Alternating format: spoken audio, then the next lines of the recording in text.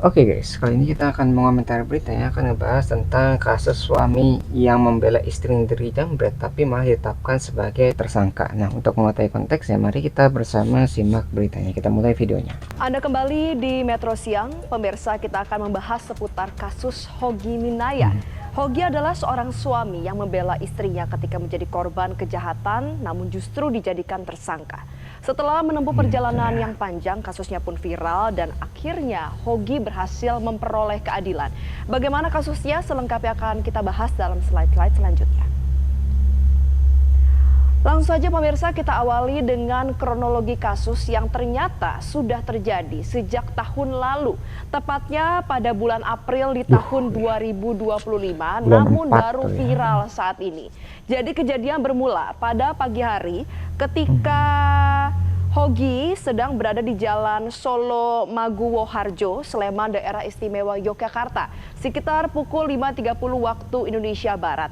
Jadi saat itu Arsita yang merupakan istri Hogi sedang mengendarai sepeda motor dari Pasar Patuk menuju ke salah satu hotel untuk mengantar pesanan jajanan pasar.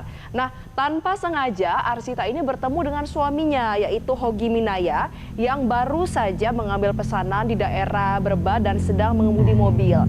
Keduanya lalu berjalan beriringan, namun menggunakan kendaraan yang berbeda. Nah, belum jauh melaju ternyata ada dua orang yang berboncengan mengendarai sepeda motor yang tiba-tiba mendekati sisi kiri motor dari Arsita dan kemudian menjamret tasnya hingga talinya diputus menggunakan cutter. Nah, Arsita ini sempat berteriak minta tolong, namun tidak ada orang lain yang berada di sekitar lokasi selain suaminya Hogi. Kita beralih ke slide selanjutnya. Nah, begitu melihat istrinya ini menjadi korban penjamretan, Hogi spontan bereaksi dan mencoba menghentikan kedua pelaku. Ia mengendarai mobil expander dan memepet motor pelaku beberapa kali, berharap mereka segera berhenti.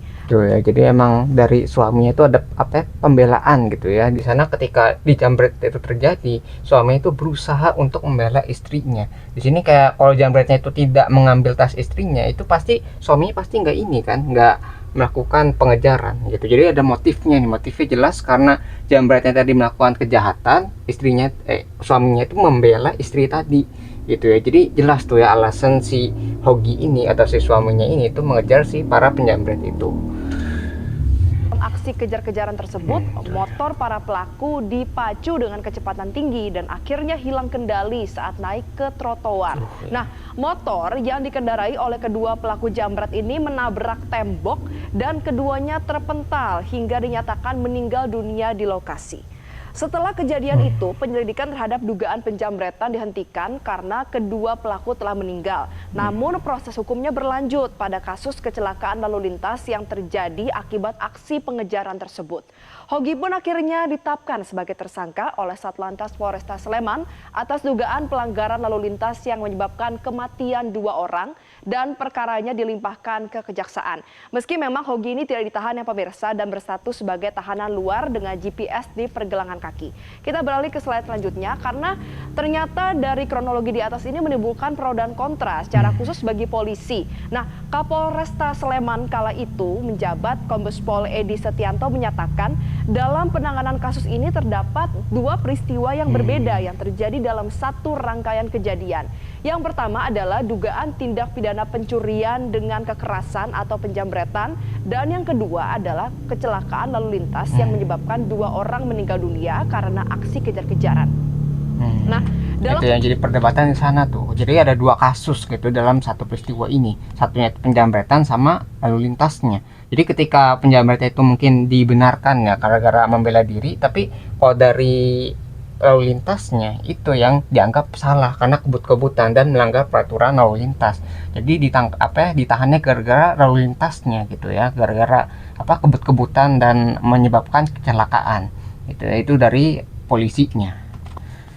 5 keterangan saksi, yaitu paman dari para penjambret. Jadi saksi ini menyampaikan kalau ada informasi dugaan tindakan penganiayaan yang dilakukan oleh Hogi kepada dua penjambret tersebut ketika dilakukan pengejaran. Tapi berdasarkan hasil pemeriksaan dan juga penelusuran alat bukti, dugaan penganiayaan tidak terbukti. Lalu yang jadi pertanyaan, mengapa polisi tetap menetapkan Hogi sebagai tersangka? Karena dari rekaman CCTV tersebut, 2 rekaman CCTV ini terlihat sudut depan terjadinya kecelakaan, di mana posisi dari motor korban sebenarnya berada di dalam lajur yang seharusnya. Namun dalam prosesnya terjadi pemepetan mobil Hogi hingga motor tersebut tersenggol keluar jalur dan akhirnya ditabrak dari belakang. Nah, akibat tabrakan tersebut motor terbang dan kedua penumpangnya pun sang penjamret terpental hingga menabrak tembok. Ketika polisi mendapatkan visual rekaman CCTV tersebut, ia bertanya kepada ahli dan ahli menyatakan penyebab meninggalnya kedua korban adalah tabrakan dari belakang dengan kecepatan tinggi. Akhirnya polisi menyimpulkan kalau terdapat hubungan kausalitas antara benturan dari belakang oleh mobil yang dikendarai secara tidak wajar dengan kematian kedua korban. Nah, kesimpulan inilah yang menjadi dasar penerapan pasal dalam Undang-Undang Lalu Lintas dan Angkutan Jalan terkait peristiwa kecelakaan. Kita beralih ke slide selanjutnya. Pemirsa, kasus ini pun akhirnya viral dan akhirnya dibahas juga dalam rapat Komisi 3 DPR RI 1 tahun setelahnya, yaitu pada hari Rabu 28 Januari lalu. Jadi Ketua Komisi 3 DPR RI Habibur Rahman ini menyatakan, saya menyesalkan pernyataan saudara, ini maksudnya adalah polisi yang mengatakan bahwa penegakan hukum bukan soal kasihan-kasihan. Saudara seharusnya paham kalau di KUHP baru ada pasal 53, di mana penegak hukum itu mengedepankan keadilan daripada sekadar kepastian hukum. Ini publik marah, Pak. Kami pun juga marah. Kami ini maksudnya adalah anggota Dewan Komisi 3 DPR RI. Nah, dalam rapat itu juga Habib mengatakan kalau kasus ini sebenarnya bisa dihentikan demi hukum. Tidak perlu ada metode keadilan substantif atau restoratif justice untuk penyelesaian kasus. Habib juga menyesalkan ditetapkannya Hogi sebagai tersangka karena peristiwa ini telah memicu kemarahan publik. Kita beralih ke slide selanjutnya. Jadi kayak motifnya itu jelas tuh ya, si suami itu mengejar bukan gara-gara dia tuh ingin mengejar si orang tadi atau si pelakunya, si jambret ini, tapi gara-gara ingin membela istrinya. Kalau misalnya si jambretnya itu tidak mengambil tas istrinya, maka nggak mungkin si suami ini mengejar si jambret tadi gitu atau si pelaku tadi. Ya jadi kayak satu rangkaian tuh, sehingga nggak bisa dibilang oh ini kecelakaannya gara-gara ugal-ugalan ataupun kecelakaan pelanggaran lalu lintas lah itu. Jadi itu bisa ditarik motifnya gara-gara membela istrinya gitu dari jambret atau pencurian dengan kekerasan lah kalau dalam babnya atau dalam kategorinya gitu ya. Nah pemirsa, jadi kasus Hogi Minaya yang menyita perhatian publik sekarang telah resmi dihentikan oleh Kejaksaan. Dalam hal ini, Kejaksaan Negeri Sleman, yaitu Kejarinya, menerbitkan surat ketetapan penghentian penuntutan atau SKP 2 per tanggal 29 Januari 2026. Nah, penghentian perkara ini dilakukan demi hukum. Jadi Kejaksaan ini menyebut kalau ada dasar yuridis yang kuat untuk penutupan perkara. Dalam hal ini adalah pasal 65 huruf M KUHP dan juga pasal 34 KUHP. Kita bahas satu persatu. Kalau pasal 65 huruf M KUHP ini memberikan kewenangan kepada penuntut umum untuk menghentikan penuntutan apabila secara hukum perkara tidak layak atau memang tidak dapat dilanjutkan. Nah, selain itu untuk pasal 34 KUHP menyatakan bahwa hak negara untuk melakukan penuntutan pidana dapat gugur karena alasan hukum tertentu sehingga proses penuntutan tidak dapat diteruskan.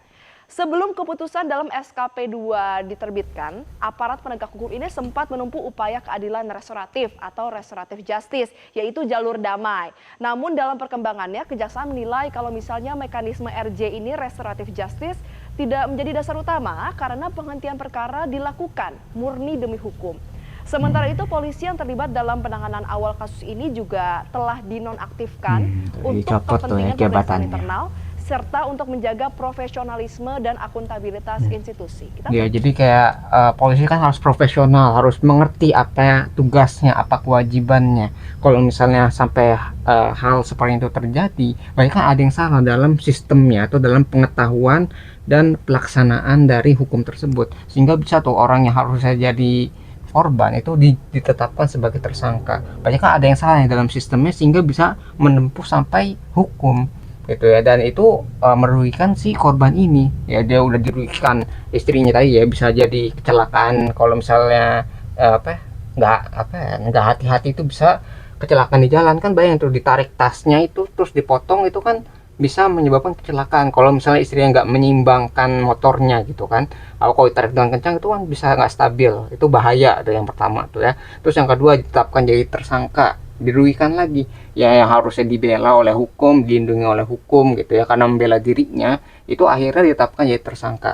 Nah itu yang jadi masalah kedua. Lalu yang ketiga itu gara-gara ini ya, kayak ada uang damai ya, jadi kayak si korban ini ya udah lama dijambret gitu ya, suruh bayarin pula gitu ya uang kayak kerugian dari si jambret tersebut. Jadi kan karena meninggal kan ada kayak biaya pengurusan, biaya pengantaran gitu, jadi kayak soal udah dijambret, dijadikan tersangka, suruh ngebayarin pula gitu ya. Jadi benar-benar dirugikan sekali si Hoki ini atau si suami ini atau enggak keluarga ini gitu, yang harusnya dilindungi oleh hukum.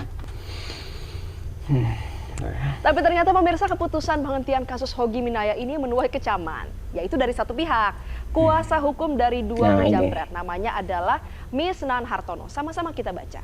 Jadi kuasa hukum kedua penjambret, Misnan Hartono ini menyatakan, Komisi 3 itu anggota DPR loh, wakil dari rakyat. Tapi kenapa yang diwakili hanya satu pihak tersangka? Kenapa kami tidak diwakili? Nah, ini adalah pernyataan yang diucapkan oleh pihak kuasa hukum begitu mendapatkan informasi bahwa kasus ini telah dihentikan penyidikannya. Jadi proses penanganan kasus ini menurut Misnan terkesan tidak berimbang karena aspirasi dan posisi hukum para penjambret tidak mendapatkan ruang yang sama.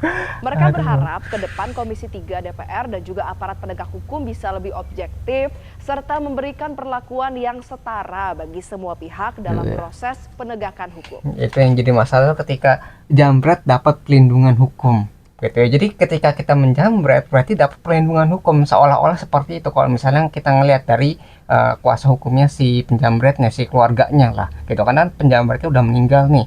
Nah dari kuasa hukumnya bilang kok si jambretnya nggak dapat perwakilan juga, berarti seolah-olah negara tuh harus membela si jambretnya, padahal kan itu udah kesalahan tuh ya. Si jambret kalau misalnya melakukan kesalahan dan dapat perlindungan hukum, bagaimana penegakan hukum di Indonesia kalau misalnya ini terjadi? Berarti kalau kita ngejambret kita dapat perlindungan hukum dong gitu, berarti kita membela orang yang salah gitu. Mereka melakukan kejahatan tapi mereka dapat perlindungan, dapat keuntungan di sana ya. Bayangin kita bisa merampas harta orang lain, misalnya ngebegal gitu kan, tapi kita dapat perlindungan, bisa dibela dan dibayarin juga gitu, dapat kayak penggantian dana ketika ya korban tadi itu korban si pelaku tadi itu meninggal gitu ya ketika melakukan aksinya gitu. Jadi benar-benar ada yang salah dalam sistem hukum kita sehingga orang kok bisa begini gitu ya. Bayangin ini baru satu kasus yang viral, mungkin ada puluhan atau ratusan kasus lainnya yang nggak viral ataupun nggak terliput tapi merugikan si korban ini gitu ya, yang mungkin harusnya bisa nangkep penjahat, tapi ketika ditangkap penjahatnya itu orang yang nangkepnya itu juga ikut jadi tersangka juga ya. Itu ya, aduh kasihan banget ya, hukum di Indonesia itu sangat miris sekali. Nah pemirsa, perjalanan panjang kasus Hogi Minaya menunjukkan betapa kuatnya pengaruh atensi publik dalam penegakan hukum. Meski kasus telah dihentikan demi hukum, pertanyaan tentang keadilan, kesetaraan perlakuan, dan waktu penanganan hukum masih menjadi catatan penting bagi semua pihak. Kita berharap ke depannya penegakan hukum dapat berjalan seadil-adilnya tanpa perlu ada sorotan publik atau viral terlebih dahulu. Ya itu ya, jadi kayak no viral no justice itu harusnya nggak menjadi acuan dari penindakan hukum. Harusnya hukum itu memang benar udah adil, jadi publik atau masyarakat itu udah percaya penuh dengan bagaimana proses hukum itu dilakukan. Jangan sampai wah kalau masyarakat nggak ngelihat nanti hukum bisa berlaku seenak jidat atau seenak orang yang memutuskan. Nah itu kan jadi orang jadi nggak percaya sama hukum. Kalau orang udah nggak percaya sama hukum, nanti mereka akan kayak berganti lah, kayak berganti yang harusnya mereka tuh taat jadi nggak taat. Karena buat apa saya taat, nggak dapat hadiahnya gitu kan, karena ada hukuman dan hadiah. Kalau misalnya kita taat peraturan berarti kita kan dilindungi oleh hukum, tapi kalau misalnya kita nggak taat itu kita dapat konsekuensinya, misalnya di penjara, suruh bayar denda dan sebagainya. Tapi kalau misalnya hukumnya berjalan tidak adil, lalu buat apa orang yang taat hukum? Ya buat apa kita menaati peraturan kalau misalnya peraturannya bukannya membela kita tapi malah merugikan diri kita gitu. Jadi ketika masyarakat itu nggak percaya sama hukum, hukum itu tidak bisa ditegakkan secara benar gitu ya di masyarakatnya. Makanya harus benar gitu, jangan sampai tunggu viral dulu baru tindak cepat gitu. Bayangin dari bulan keempat sampai tahun berikutnya. Berarti itu udah berapa itu, 8 bulan lebih ya, sekitar 8 bulanan lah kasusnya diurus ya, untuk masalah yang bisa dinilai secara logis seperti ini. Nah mungkin itu yang bisa kita pelajari dari kasus ini ya, Ogi Minaya yang membela istrinya gitu dari jambret tapi malah ditetapkan sebagai tersangka. Nah kalau kalian tertarik dengan sumber beritanya, link sudah saya cantumkan di deskripsi video. Kalau kalian mungkin sekian yang bisa saya sampaikan, semoga video bisa bermanfaat, kurang lebih mohon maaf. Kita ketemu lagi di pembahasan selanjutnya, insya Allah.